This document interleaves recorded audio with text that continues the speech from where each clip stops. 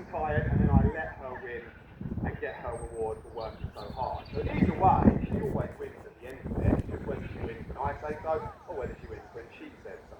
And today, with the win, she's either going to be incredible and run rings around me, or it's going to really mess with her and blow all over the place and not make her as good.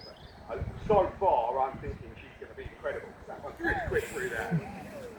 Now, the Lanner falcon is a particularly agile species of falcon, as she is now demonstrating for you masterfully. How you can tell with a bird whether it's likely to be more or less agile is by the length of its tail feathers. So you can see hers are ringed on. That way, when she fans them out, they create more ring resistance, allowing them, she's going to surprise me in a second, yeah, no, there she is, I can see her now.